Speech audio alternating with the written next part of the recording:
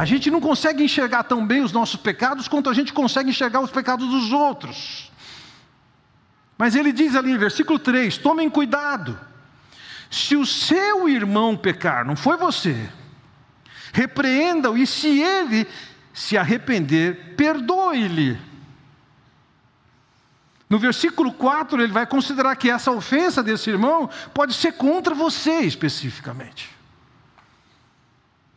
Agora veja, quando existe ofensa de outros, por exemplo, que afeta você diretamente, ele diz, perdoe-lhe.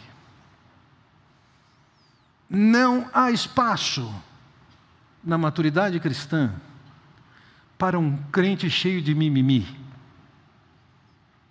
supersensível, melindroso, porque alguém fez ou deixou de fazer alguma coisa, e você fica magoadinho. Crentes maduros não somente se preocupam em não ser um motivo de tropeço para outro, mas também não se deixam levar por melindres, por causa do que as pessoas fizeram ou deixaram de fazer. Quem sabe alguém chegou para você, bem conectado em todas essas datas, chega para você e fala, parabéns, hein, pelo Dia dos Pais. E você não está nem aí para isso, ele nem deu parabéns. O cara falou, pô, eu dei parabéns para ele hoje, ele nem falou para mim a mesma coisa. Magoei.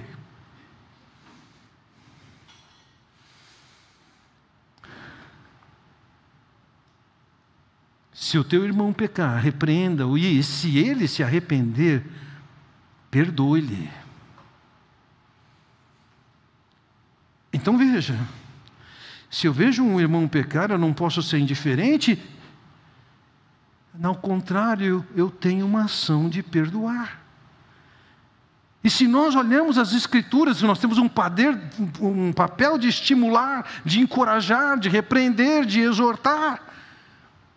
Uma vez que eu sou um filho de Deus, eu tenho responsabilidade de advertir, sim. Não tem espaço para você ficar indiferente quando você vê e sabe que o seu irmão em Cristo está em pecado. Alguém pode dizer, não aceito isso, eu creio que cada um tem a ver com a sua vida e ninguém tem nada a ver com a minha vida. É sua opinião, não é a do Senhor Jesus Cristo. O modelo de cristianismo que você possa estar abraçando não tem nada a ver com o do Senhor Jesus Cristo. É baseado em alguma mentira que você criou e que o diabo estimulou. Nós temos sim responsabilidade com os outros, tanto viver dentro dos princípios das Escrituras, como também, quando ser ofendido, nós temos a tarefa de perdoar, de conceder perdão. Assim, quando alguém peca, e nós vamos ver o Senhor falar sobre isso várias vezes, nós temos um papel de encorajar, de repreender, de exortar. Alguém vai dizer, não, mas eu não tenho nada a ver com isso. Tem, o Senhor disse que tem. Agora, entenda, tem algumas coisas que você precisa saber como se fazer isso. Não é o que você acha, não é o que sente, não é o que falaram. Quando Paulo escreve aos Gálatas, no capítulo 6, ele diz, se alguém foi surpreendido em alguma falta, vós que sois espirituais, corrigiu. Você surpreendeu alguém? Se você não surpreendeu alguém, você não pode fazer isso da maneira que as Escrituras estão falando. Deixa eu me contar uma história. Havia duas famílias amigas aqui na igreja e um dos homens de uma das famílias, ele teve uma conduta imprópria e abusiva com a filha do outro. O pai daquela garota me procura e diz, Fernando, isso aconteceu. O que eu sei sobre esse fato? Até ali eu não posso dizer que é um fato. Chamei aquele homem que supostamente tinha feito aquele absurdo, sentei com ele e falei para ele, eu tenho uma pergunta e dependendo das suas respostas, eu tenho uma segunda pergunta. A primeira pergunta para você é, você fez isso? Eu não posso repreendê-lo se eu não sou testemunha. Eu falei, respondendo a minha pergunta, você tem 3 possibilidades de resposta. Não. E é não. Você falou não, eu estou fora. Segunda possibilidade, você me responde não, mas é sim. Eu também estou fora, mas Deus não, e Ele vai acertar contigo. Terceira possibilidade de resposta é você dizer sim, e é sim. Nesse caso eu tenho mais uma pergunta para você. Você quer ajuda?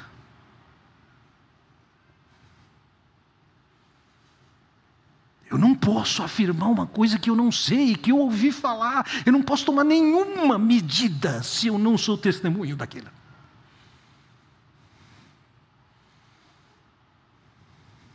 Alguém vai dizer, não, mas um crente não pode julgar. Pare, não entenda a passagem errada. Quando Jesus diz, não julgueis para não ser julgados, Ele não está falando que você não deve julgar nunca, não discernir nunca.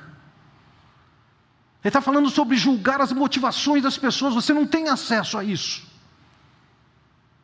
Mas Ele manda você julgar os ensinos, discernir os ensinos para saber se eles estão de acordo com as Escrituras.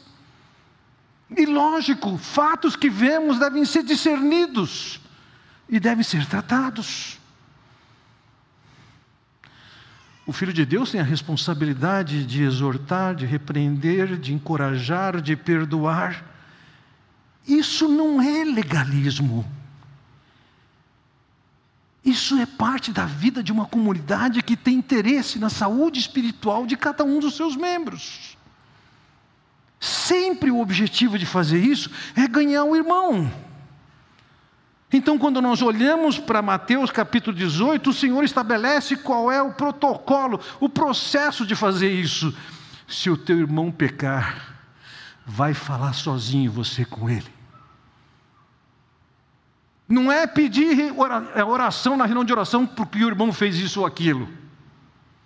Não é comentar com terceiros que não tem nada a ver com aquele fato. É você direto com a pessoa, sozinho. Se ela ouviu e acolheu sua exortação, o assunto está resolvido. Tempos atrás, alguém falou assim, olha, eu trabalhei com essa situação, com alguém com determinado problema, preciso falar para você o que aconteceu. Eu falei assim, a pessoa se arrependeu, sim, não quero saber. Nem quem, nem o que. Está resolvido.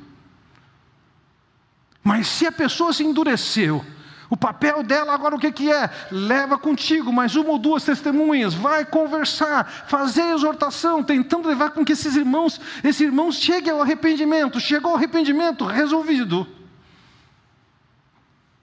Não houve arrependimento? Aí diz que tem que falar para a igreja. A igreja se reúne, ouve o que está acontecendo, e esse povo todo tem responsabilidade de exortar aquele irmão a acertar. E se ele insiste em manter o caminho que ele estabeleceu, considera o gentio publicano. Considera-o fora da comunidade. Considera-o fora da aliança, sem responsabilidades.